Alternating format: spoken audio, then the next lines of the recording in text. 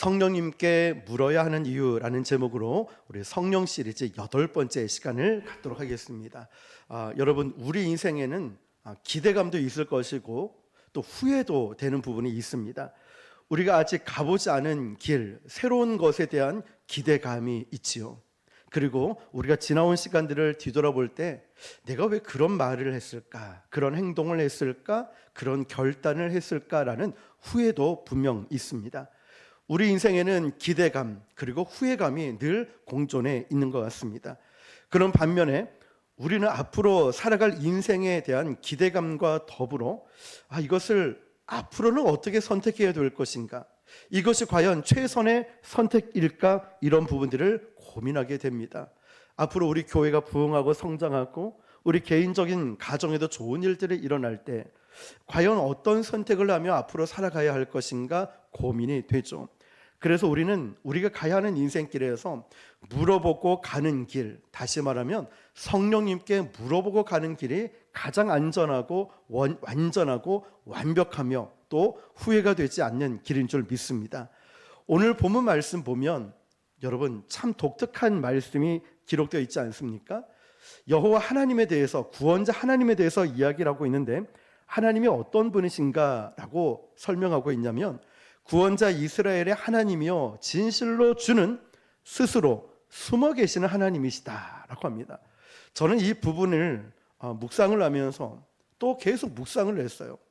왜 하나님을 전능자, 전지전능하신 분, 여러 가지 호칭들이 많은데 왜 스스로 숨어 계시는 하나님이시라고 할까라고 생각을 해보았습니다. 하나님을 꼭꼭 숨어 계시니까 하나님을 찾지 말라는 것인가? 또 하나님도 쉬셔야 되니까 숨어 계시는 것일까? 여러 가지 생각들을 해보았습니다. 그런데 이사야서는 그렇게 이야기를 하고 있지 않습니다. 하나님은 숨어 계신데 여전히 우리의 구원자라고 말씀하고 있죠. 자, 여러분, 어린 시절에 여러분 게임 놀이 많이 하지 않았습니까? 이름은 지명마다 조금씩 다르더라고요. 그런데 놀이 방식도 조금은 다르지만 거의 비슷한 게 있죠. 얼음땡 놀이, 또 자치기라는 것도 있고요. 땅 따먹기도 있었죠. 또 오징어 땅, 비석치기도 있었죠. 남자들은 딱지치기도 많이 했었고요. 그리고 여자들과 함께 놀이했던 무궁화 꽃이 피었습니다도 있습니다. 옛날 생각이 새록새록 나지 않습니까? 그 중에 제가 오늘 말씀에 빗대어서 숨바꼭질을 생각해 봤습니다. 숨바꼭질, 가위바위보에서 술래를 정하죠. 그러면 술래는 이제 뒤를 보지 않고 이렇게 앞을 벽에 기대 있습니다. 그러면서 이렇게 말을 하죠. 꼭꼭 숨어라 머리카락 보일라, 꼭꼭 숨어라 머리카락 보일라. 참 옛날 생각이 많이 나죠. 그렇게 꼭꼭 숨어라 머리카락 보일라 이런 이야기할 때 주변이 조용해지면은 이제 친구들을 찾아 나섭니다. 이렇게 하다가, 그런데 정말 머리카락이라든지 옷자락이 보여가지고 쉽게 찾을 수 있는 친구가 있는 반면에 정말 너무 꼭꼭 숨어가지고 그 친구들을 못 찾는 경우도 더러 있었습니다. 그 숨어있는 친구는 어떤 마음 들었을까요? 여러분 그런 적이 있죠. 빨리 좀 들켰으면 좋겠는데, 찾아줬으면 좋겠는데 너무 힘든 거예요, 숨어있기가. 그런데 정말 못 찾는 경우들도 있었다는 것입니다. 오히려 그 술래가 이 친구를 찾아줬을 때 더 기분이 좋았던 적도 있었습니다. 자, 이 부분을 우리가 한번 생각해 보면서, 숨바꼭질을 생각해 보면서 이 말씀을 한번 빗대어 볼게요. 숨어 계시는 하나님이 바로 이런 모습은 아닐까라는 생각해 봤습니다. 하나님께서 우리에게 숨어 계시다는 것은 하나님과 저와 여러분이 관계없다 이것이 아니라, 우리가 못 찾게끔 정말 꼭꼭 숨어 계신 분이 아니라 저와 여러분의 신앙에 긴장감을 더해 준다는 거죠. 어디에나 하나님은 편만하게 계시는 하나님이시지만 우리가 소홀하게 대하는 것이 아니라 정말 집중하고 정말 마음을 다하고 간절함과 절박함을 가지고 그 하나님을 찾아야 된다는 사실이죠. 왜 우리가 성령님께 물어야 할 것인가? 왜 하나님을 찾고 또 하나님께 물어야 할 것인가? 요한복음 14장 26절 보면 이런 말씀이 있습니다. 보혜사 곧 아버지께서 내 이름으로 보내실 성령, 그가 너희에게 모든 것을 가르치고 내가 너희에게 말한 모든 것을 생각나게 하시리라. 아멘. 누가 가르치고 누가 생각나게 한다 있죠? 성령께서. 그러니까 여러분 생각해 보십시오. 보혜사 성령께서 우리에게 오실 텐데 우리에게 모든 것을 보여주시고 모든 것을 가르쳐 주신다고 하고 생각나게 하신다는 거예요.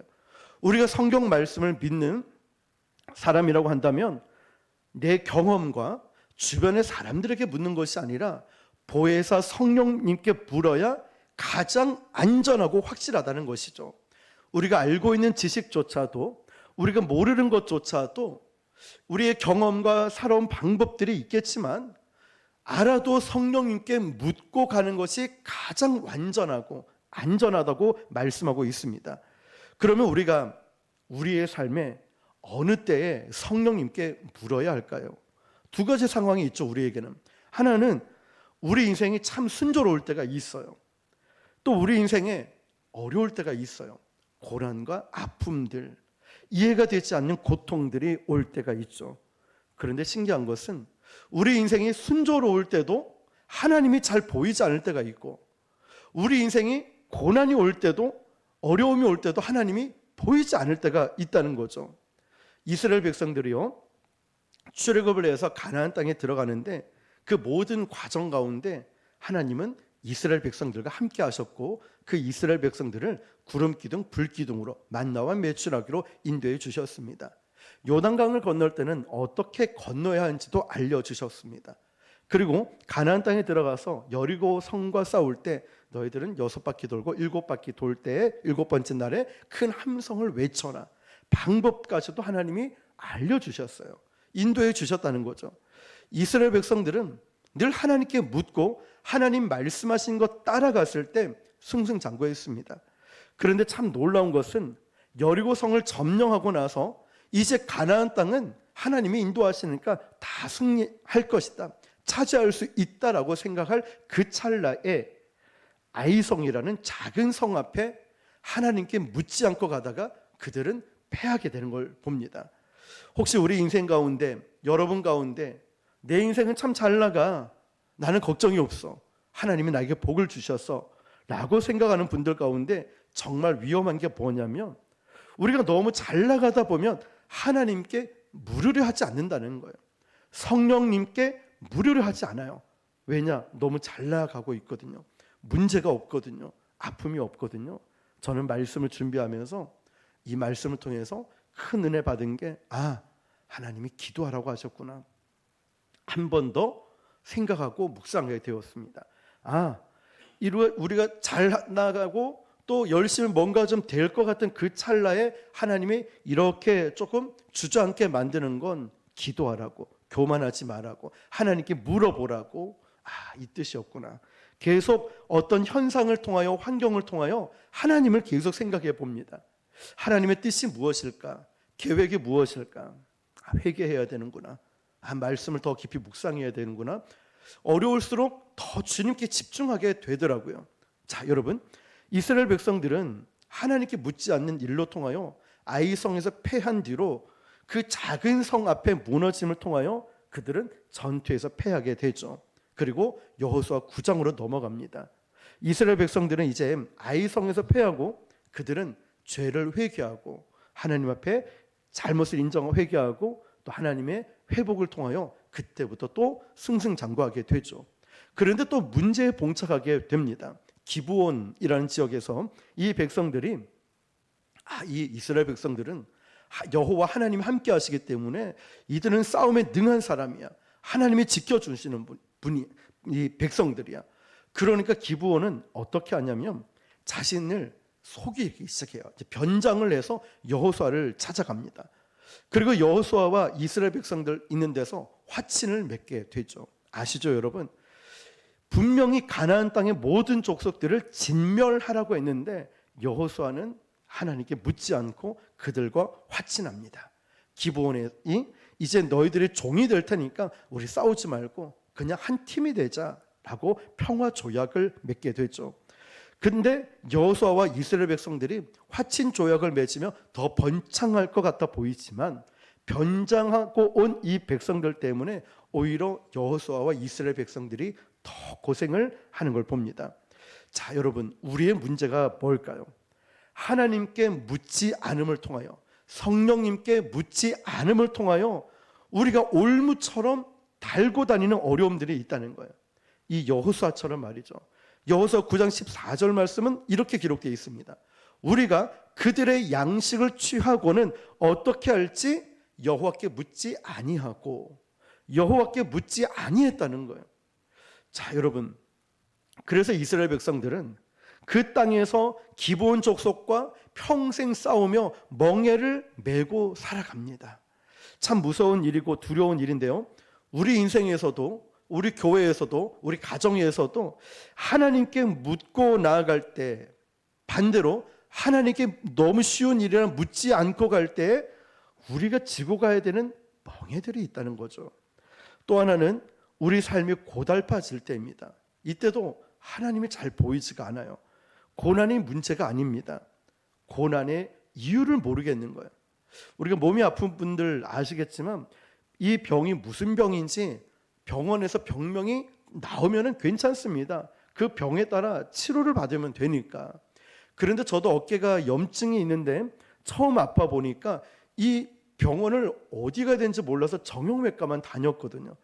그런데 낫지를 않는 거예요. 똑같은 거예요.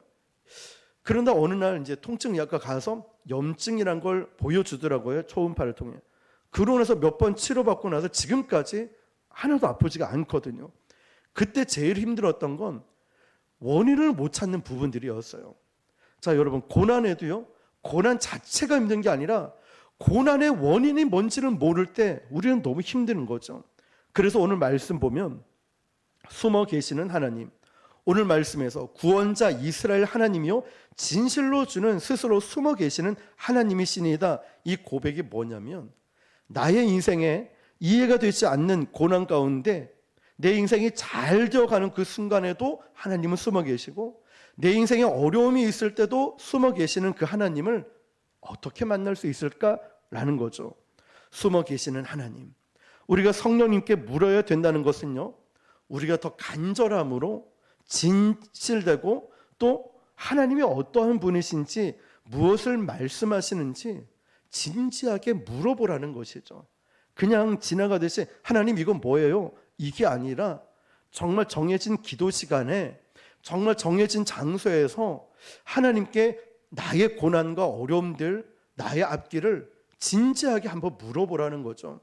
우리 성도님들 가운데 정말 혼자 오셔서 기도하시는 분들이 계시죠. 또 어떤 분들은 정말 앞에 나와서 간절히 기도하는 분도 계시고, 또 오며 가며 잠깐 들려서라도 기도하고 계시는 분이 계시죠. 그런 모습이죠. 하나님께 묻는다는 게 저에게는 그런 시간이 있고 여러분에게도 아마 그런 시간들이 있을 거예요. 대충 묻는 것이 아니라 진지하게 나의 인생에 대해서, 나의 고난에 대해서 하나님께 물어보라는 거예요. 우리가 성령님께 문제를 묻는다는 것은 내 생각과 이성으로 될 수 없는 일들이 성령께 묻고 기도하는 그 순간에 하나님의 마음이 보이기 시작한다는 거예요. 하나님의 뜻이 무엇인지 알아지기 시작한다는 거죠. 우리가 선을 행하는 건 참 좋은 일인데요, 하나님께서 우리에게 물어보시는 건, 네가 착하고 좋은 일을 한 건 좋다, 그렇지만 그곳에 나의 마음이 있냐 물어보시는 거예요. 전도, 선교하고 구제하고 이웃을 섬기는 것 좋다, 그렇지만 그 안에 정말 하나님의 마음이 있느냐고 물어보시는 거죠. 그곳에 하나님이 계시는가, 그 마음에, 우리의 마음에 하나님의 마음이 있는가. 이런 찬양도 있죠. 사랑의 나눔 있는 곳에 하나님께서 함께 하시네. 함께 하시도다. 사랑의 나눔 있는 곳에 하나님이 함께 하시는 것. 그러니까 우리가 정말 그 사랑을 베푼다고, 선행을 베푼다는 곳에 내가 드러나는 것이 아니라 하나님의 마음이 있는가를 묻고 계시는 거죠. 제가 설교 준비하면서, 또한 찬양과 기도회를 준비하면서 성령의 임재를 간절히 사모합니다. 하나님만 바라보고 찬양하고 하나님의 임재 앞에 있게 해달라고 기도하죠. 그런데 또 생각을 해봤습니다. 제가 설교를 준비할 때 매번 성령의 임재를 경험할까, 찬양 인도를 할 때 성령의 임재를 경험할까, 기도에 인도할 때 성령의 임재를 경험할까 생각을 해보면 매번 성령의 임재를 경험하는 게 아니었습니다.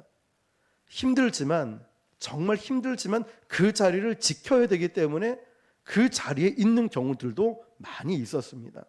오늘도 시장에서 전도를 하는데요, 몇몇 사람들이 저에게 무슨 일이 있냐고 물어봅니다. 왜 그러세요? 라고 물어보니까 힘이 없어 보인대요. 정말 몇 년 만에 처음 들어보는 말인데, 또 어떤 분은 목사님, 항상 올 때마다 목사님 얼굴에 광채가 났는데 오늘은 광채가 안 난대요. 그래서 제가 오늘 광을 안 팔아서 그렇다고 하니까 빵 터져 웃었어요. 광을 안 팔아서 광채가 안 난다고 했더니 막 웃더라고요. 근데 전도하다 보면 힘든 날도 있죠. 그런데 그분들이 위로를 참 많이 해주더라고요. 어떤 분이 이제 찔렸는지 못 가서 죄송하다 뭐 이런 분도 계셨고요, 음악회 때. 근데 여러분, 만일 제가 성령의 임재가 없으면 저는 설교 못합니다라고 선언하고 안 섰다면 이 강대상에 설 날은 저는 정말 며칠 안 될 것입니다. 기도 열심히 하시는 여러분도, 어떤 분은 말씀 묵상을 열심히 하신 여러분도 말씀 묵상할 때 날마다 성령의 임재 경험하십니까?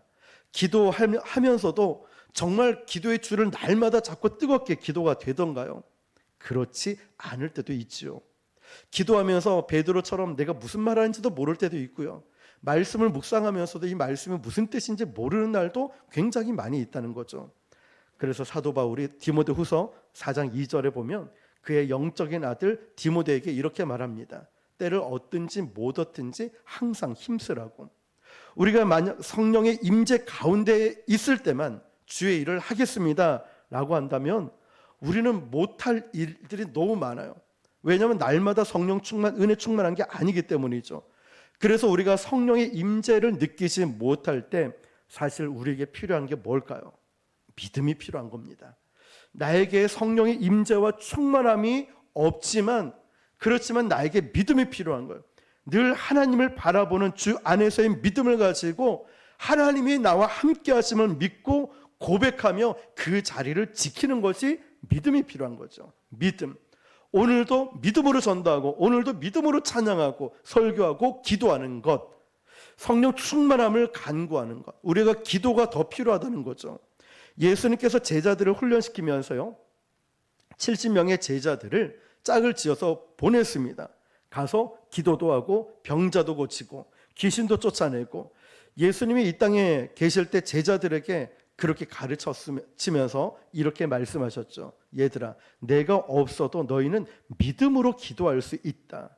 내가 없어도 너희는 믿음으로 사역하고 또 믿음으로 기도할 수 있다 말씀하시는 거예요. 우리 주님이 우리 옆에 나와 같이 가시지 않고 계신데 주님은 내가 너와 함께하고 있다 말씀하셔요. 그것을 우리가 믿음으로 믿고 나아가는 일이라는 것이죠. 어떤 교회에 어려움을 겪고 있던 한 목사님이 하와이에 있는 한 교회에 담임 목사로 와달라고 청빙을 받았습니다. 그런데 그 목사님은 그 전화를 받고 나서 사모님에게 이렇게 말했답니다. 여보, 당신은 짐 싸고 있어. 난 기도할게. 자, 아주 중요한 의미가 있어요. 청빙을 받고 나서 목사님은 너무 좋은 나머지 결정이 다 됐어요. 이미 마음으로. 그런데 사모님 아내 보고 여보 기도하고 있어. 여보 짐 싸고 있어. 난 기도하고 올게. 이게 무슨 의미일까요? 이미 우리의 마음은 하나님께 물어보기 전에 내 마음이 결정이 다 나버린 거예요. 이미 결정. 이런 상태에서 주님의 마음을 알 수 있을까요? 주님의 뜻이 무엇인지 선명하게 알 수 있을까요? 여보 짐 싸. 아니 나는 기도하고 올게.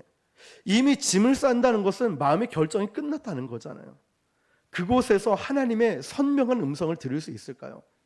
이전에 몇몇 저희 교회 말고 성도들, 청년들 상담을 받아보면 제가 조금 힘들었던 게 이미 결정을 다 하고 나서 상담을 요청하고 기도 요청을 합니다. 그럼 제가 그러죠. 무슨 의미가 있냐고, 왜 찾아왔냐고. 이미 결정을 다 한 상태에서 기도한들, 내가 말을 한들 이미 너는 결정 다 했잖아. 자, 여러분, 이처럼 우리가 하나님의 음성을 듣겠다는 것일까, 아니면 내 계획대로 생각대로 하겠다는 것일까, 이미 그 마음은 정해져 있는 상태이기 때문이죠. 그러고 보면 우리는 내 인생에서 내가 정해놓은 것이 참 많다는 것을 알게 됩니다. 이미 내 계획대로 확정을 해놓고 기도를 하는 것이죠. 다시 오늘 본문 말씀을 보면 구원자 이스라엘 하나님이여 진실로 주는 스스로 숨어 계시는 하나님이시니이다. 보이지 않는 것 같지만 우리가 찾아야 하는 우리 신앙의 진실됨, 저와 여러분에게 진정성 있는 기도, 태도, 또 우리가 주님 앞에서의 진정성 있는 고민이 필요하고 열망이 필요하다는 거죠. 구원자 이스라엘 하나님이여 진실로 주는 스스로 숨어 계시는 하나님이십니다. 그 하나님을 찾기 위한 우리의 열망이 있습니까? 우리의 진정성이 있을까요? 우리에게 그런 뜨거움과 우리에게 고민이 있을까요? 하나님, 저를 만나 주십시오. 하나님, 만나길 원합니다. 이런 진정성 있는 찾음, 부르짖음 말입니다. 우리는 하나님 앞에서 얼마나 진지할까요? 저는 개척교회 교육 전도사를 7년 정도 있다가 이제 다른 교회에 이제 부임을 하게 되었습니다. 근데 부임하기 전에 이제 선보는 설교라고 하죠. 수요 예배 때 설교를 하러 가는 일이 있었습니다. 그런데 이제 그때 수요 예배 때 이제 설교하러 가고 특별한 일이 아니면 저는 이 교회 부교육자로 가게 될 것 같다고 부모님께 알려드렸더니 장로님, 저희 아버지가 거제도에서 올라오셨더라고요. 그런데 이제 가면서 저도 이제 막 긴장하고 떨었는데 설교를 할 때 저 뒤에서 보니까 저희 아버지가 막 두리번 사람들이 얼마나 왔는지 반응은 어떤지 막 체크를 하고 계시더라고요. 그러면서 제가 설교할 때도 하나하나 체크하고 사람들 반응은 어떻고 또 토시가 어떻고 빠르기는 어떤지 다 체크하고 듣고 계시는 거예요. 설교 끝나고 제가 집에 가면서 제가 실수하거나 또 말씀에 은혜가 없을까 봐 저도 역시 걱정을 했는데 저희 아버지가 옆에서 더 긴장을 하고 그 종이를 보여주시는 거예요. 다 기록을 해왔던 거. 어차피 설교 원고를 달라면 드리면 되는데도 그런 생각을 못 하시고 기록을 꼼꼼히 다 해놓은 거예요. 그러면서 하시는 말씀이 내 평생에 이날만큼 긴장하고 진지하게 설교 말씀을 듣고 집중해서 들은 건 처음이라는 거예요. 여러분, 설교를 준비하면서 20여 년 전에 설교했던 그 수요 예배 설교 원고가 있거든요. 그걸 보면서 이땐 이랬지라는 생각 들었는데 저희 아버지께서 말씀하신 그 진지함이 무엇이었을까 생각을 해봤습니다. 아버지가 아들을 바라보는 마음이었다는 거죠. 아마 여러분도 그럴 거예요. 자녀가 어떤 직장에서 무슨 브리핑을 하든 어떤 취업이든 뭐 면접을 보든 우리 부모들 입장에서는 또 수능 보는 아이들한테 실수하지 않도록 손에 땀이 쥐도록 기도하지요. 그 진지함이 있죠. 기도할 때 다르죠. 평소 기도와 아들의 취직이나 결혼이나 또 학교 문제로 기도할 때 다르죠. 바로 그 마음이에요. 저희 아버지가 하신 말씀처럼 그날만큼 설교를 집중해서 진지하게 듣는 건 처음이었다고. 그게 마지막은 아니었겠죠. 그러니까 아버지가 아들을 바라보는 마음이었다는 거예요. 저는 오늘 이제 말씀을 마무리하면서 하나님을 나의 아버지로 믿고 바라볼 때 하나님께서 저와 여러분을 보실 때도 이런 진지함으로 바라보시지 않을까 생각해 봤습니다. 하나님께서 그냥 뭐 수백 명 중에 수천 명 중에 한 사람 저기 있네 이 정도가 아니라 60억 명이 넘는 이 지구상에 마치 나 혼자 있는 것처럼 나를 진지하게 바라보시고 힘든 건 없는지 아픈 건 없는지 두렵진 않는지 걱정은 안 되는지 외롭진 않는지 진지하게 우리를 주목해 바라보시지 않을까. 왜냐하면 이것이 아버지의 마음이니까요. 하나도 토시 하나도 놓치지 않으려고 막 쓰신 그 글, 사람들 반응은 어떤지 다 체크하고 몇 명 왔는지 그 짧은 시간에 숫자 체크도 하고 이런 진지함과 정말 마음 다해서 바라보고 있었던 아버지의 마음 말입니다. 또 한 가지는 저의 인생도 봤습니다. 우리 인생도 하나님을 바라볼 때 이런 진지함이 필요하지 않을까. 하나님, 저 힘든 거 아시죠? 어려운 거 아시죠? 주님을 바라볼 때 우리 또한 아버지를 바라보는 그 사랑의 눈빛과 그리움과 정말 애절한 마음을 가지고 어머님, 아버지, 때로 엄마, 아빠, 나 여기 있어요. 나 정말 고생 많았죠. 나 열심히 살고 있어요. 아시죠? 이런 진지한 마음으로 하나님을 부르짖고 찾아야 되지 않을까? 우리에게 진지한 이 마음이 스스로 숨어 계신 하나님을 찾게 만들고 하나님의 음성을 듣게 만든다는 것이죠. 그래서 우리 하나님께서 우리에게 나는 스스로 숨어 계시는 하나님이야. 너희들이 진지하게 묻지 않으면 들을 수 없는 음성이야. 오늘 우리가 내 삶의 부흥, 우리 가운데 역사하시는 하나님을 우리가 건성건성 그냥 해치우듯이 하나님 나 왔다 가요. 시간을 채우고 때우고 가는 것이 아니라 정말 한마디라도 하나님을 부를 때 아버지, 아버지 부를 때 어떤 찬양은 아바 아버지를 아빠, 아빠 이렇게도 부르더라고요. 아빠를 부를 때 그 진지함에 묻지 않으면 성령님의 음성을 듣는 일이 너무나 힘든 일이라는 거예요. 진지하게 주님을 묻지 않는다면, 부르지 않는다면. 스펄전 목사님은 이런 얘기를 하더라고요. 우리에게 악한 자아보다 더 깨지기 어려운 건 의로운 자아다. 악한 것은 하나님 말씀 앞에 깨어지기라도 하는데 내가 의롭다, 부족함이 없다라고 생각하는 사람은 이 자아가 깨지질 않는데요. 잘못된 걸 인식을 못해요. 팔복 말씀 중에 심령이 가난한 자 복이 있다라고 할 때 가난한 자가 원어가 이거였잖아요. 절박하다, 간절하다. 우리 심령이 절박할 때 내 삶에 복이 임한다는 거예요. 왜냐하면 성령님께서 우리에게 그런 사람에게 절박하고 간절히 찾는 자 나를 만날 것이라고 하셨죠. 우리 마음속에 성령의 임재, 성령의 충만, 성령의 음성을 듣기 위한 갈망, 간절함이 있는가 한번 돌아보십시오. 내 마음에 그런 마음이 있는가.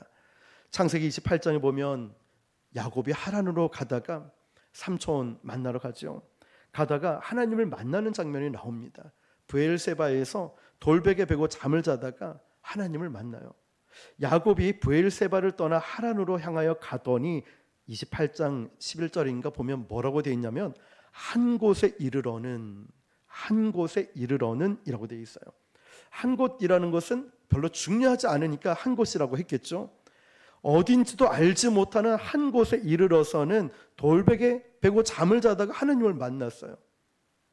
하나님을 만나는 곳은 특별한 곳이 아니라 그 특별한 장소에서 하나님이 우리를 만나 주시는 것이 아니라 저와 여러분 인생의 한 곳에서 만나 주신다는 거예요. 그 한 곳은 특별한 곳이 아니에요. 내 인생, 내가 살아가는 그 한 곳 어딘든 집이든 걸어가는 차 안이든 그 한 곳에 찾아와서 우리를 만나 주신다는 거예요. 세상의 신들은 여기 와서 큰 성전을 짓고 거대하게 짓고 여기서 절을 해야 돼, 헌금을 해야 돼, 뭐 봉헌을 해야 돼라고 말하지만 여기에 신이 있다라고 말하지만 하나님은 그곳에 계시는 분이 아니라 내 인생의 한 곳 어딘가에 아무리 중요하지 않은 곳이라 할지라도 그곳에 계신다는 거예요.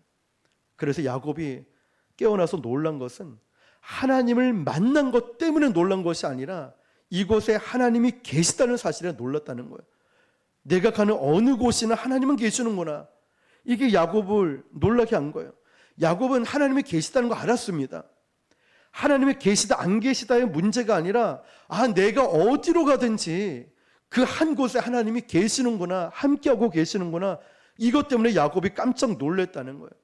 그래서 우리가 늘 물어야 하는 질문은 성령님 이곳에 계시죠, 저곳에 계시죠, 이게 아니라 내 삶의 어느 곳이든 성령님은 그 한 곳에 계신다는 것이죠. 고린도 교인들이 싸웠습니다. 왜 싸웠냐? 서로가 옳다고. 그런데 고린도 전서에서 사도 바울이 끊임없이 이야기하는 건 뭐냐면 네가 옳고 그름이 문제가 아니라 지금 너희들이 하고 옳다라고 말하는 그 일 가운데 하나님의 마음이 있느냐고 묻고 있어요. 옳고 그름이 아니라 그곳에 하나님 마음이 있냐고. 우리가 주의 일을 하다 보면 이것이 옳아 저것이 옳아 라고 싸울 수 있겠지만 그곳에 하나님 마음이 있는가도 우리가 점검을 해봐야 됩니다. 하나님의 마음이 있다면, 하나님의 마음을 알 수 있다면 우리가 때로는 포기해야 될 것도 있고요, 때로는 순종해야 될 것도 있습니다. 두려움은 대상이 있죠. 저 사람 때문에 두려워. 난 저 번개치면 두려워. 대상이 있어요. 걱정과 근심은 대상이 없어요. 걱정, 근심, 불안은 우리 마음속에 뭔지 모르게 이렇게 막 생겨나요. 대상이 없어요. 두려움처럼 대상이 있으면 그걸 이기면 되지만 불안, 걱정, 공포는 대상이 없이 뭔가 모르게 자꾸만 심장이 벌렁벌렁 뛰면서 힘들게 된다는 거죠. 그래서 우리는 숨어 계신 하나님이 저와 여러분의 인생에서 일을 하실 때 정말 우리를 놀라게 하는 장면은 특별한 장소가 아니라 어디를 가든 여러분의 인생의 삶의 현장 한가운데서 일하시고 우리가 그 하나님을 만날 때 깜짝 놀라게 됩니다. 아, 하나님은 여기도 계시고 나에게 힘과 능력을 주셨구나 라고 말이죠. 오늘 말씀의 포인트는 이 부분이죠. 성령님께 우리는 늘 묻고 기도해 왔을 겁니다. 그렇다면 아버지가 아들을 대하듯 그 진지함처럼 자녀된 우리가 하나님의 이름을 부를 때, 성령님의 이름을 부를 때도 그런 애절함, 간절함, 그런 진지함이 묻어나야 되지 않을까. 그리고 주님의 음성을 듣는다면 주님, 제가 주님의 말씀을 듣고 순종하겠습니다. 저에게 말씀하여 주십시오. 오늘 여러분 이 마음의 한자리에 다른 것들 채워져 있던 것을 한번 과감하게 결단하고 내려놓고 그 마음속에 성령님이 임재하시고 성령의 다스림을 받고 또 성령의 역사를 오늘 우리 모두가 체험할 수 있기를 주님의 이름으로 축원합니다. 기도하겠습니다. 오늘 주신 말씀을